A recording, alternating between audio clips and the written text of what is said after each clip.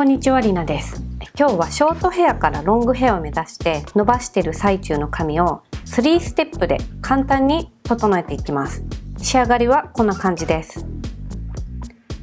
きちんとしていて、なおかつフェミニンな印象のミニボブを作っていきます。では行きましょう。まずケープを装着します。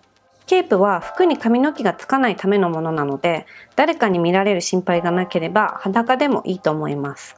ちなみに私がいつも使っているのはこちらの商品です。その他に櫛はこちら右手のコーム型のものを使います。でも正直コーム型じゃなくても溶かせれば何でも大丈夫です。ハサミは毎度おなじみギャツビーのものを使います。今回いつもは使わないすきバサミも使ってみます。そして最後にこちらシェアバターです。これすごく万能な保湿剤で体中どこにでも使えます。私は普段顔に塗ってます。今回はこれをスタイリング剤代わりに使います。まずこのうねっちゃってる髪の毛、これね、寝癖の上にキャップをかぶって出かけて帰ってきたらこうなっちゃってたんですけど、このままだとすごく切りにくいので、こう水をバシャバシャっとつけてタオルドライして髪がまっすぐになるよう意識しながらドライヤーで乾かします。乾いたら櫛で整えます。なるべくまっすぐになっている方が切りやすいです。ざっくりとだいたい耳の上あたりから上下に分けて、上側をクリップなりゴムで縛るなりで留めておきます。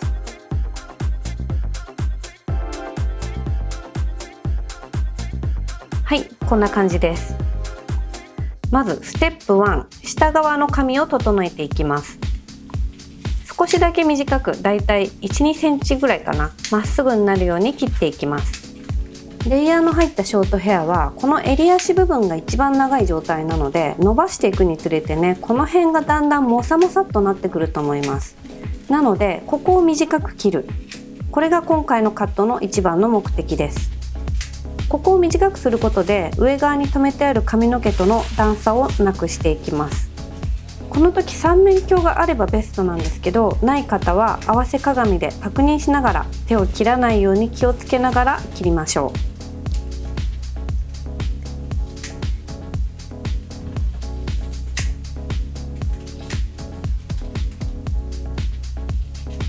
襟足を短くするとうなじの部分が気になる場合があるので、そういう時は私はフェイスクリームを塗ってカミソリできれいにしています。これは結構ね、怖いです。肌を切らないようにかなり注意してやってます。うまくやれる自信のない方はお友達とか家族に頼んでやってもらった方がいいと思います。次にすきバサミを使います。下側の髪を少しすいていきます。この時にすく量は髪の毛のボリュームによって変わります。私は髪の毛が細くて少なくてボリュームがないタイプなのであんまりすかないです。次にステップ2、上側を切っていきます。また癖がついちゃったので、とりあえずまた癖を直します。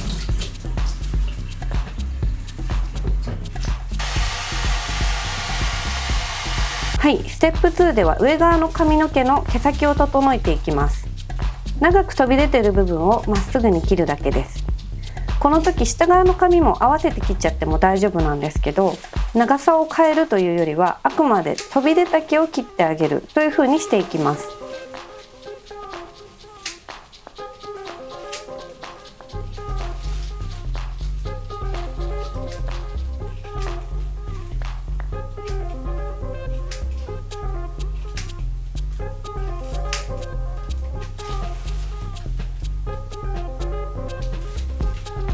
こうたまに櫛で研いてはみ出る毛があれば切ってあげるという風にしていきます。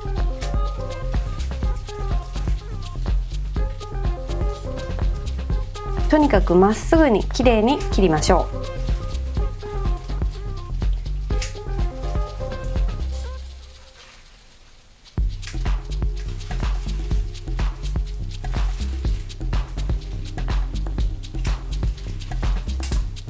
ステップ3、もう一度上下に分けます。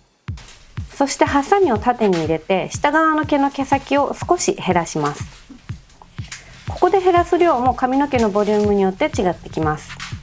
こうすることで上側の髪の毛が自然に内側に入ってきてくれるので、乾かすだけで自然に内巻きになってくれます。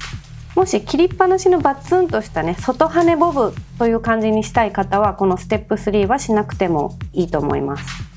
最後に飛び出た毛がないかチェックして、あればきれいに切っておきましょう。ケープを外してシャンプーをします。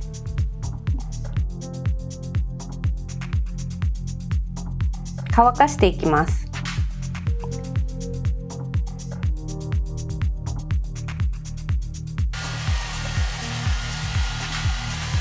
半乾きぐらいでこちらのシアバターを揉み込んでいきます。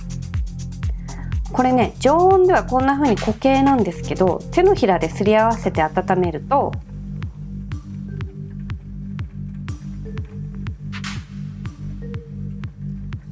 こんな風に溶けてくれます。これを毛先を中心に全体に揉み込みます。そしたらドライヤーできちんと乾かします。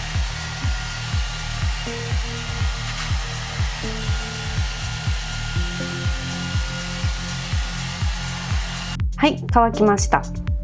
ドライヤーでバサバサっと乾かしただけで自然に内巻きになってくれてます。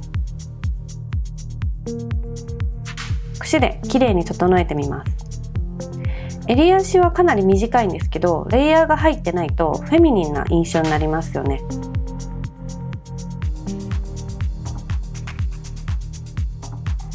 特に今回は前髪も長めなので、より落ち着いた印象になっているような気がします。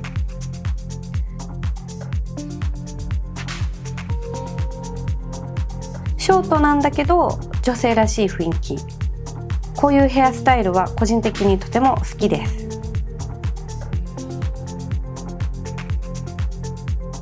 はい、これが切る前。そしてこちらが切った後。襟足が綺麗。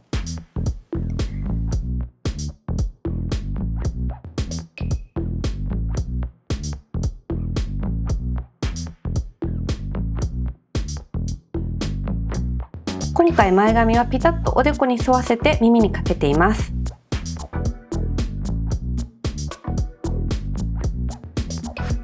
最後までご視聴いただきありがとうございました。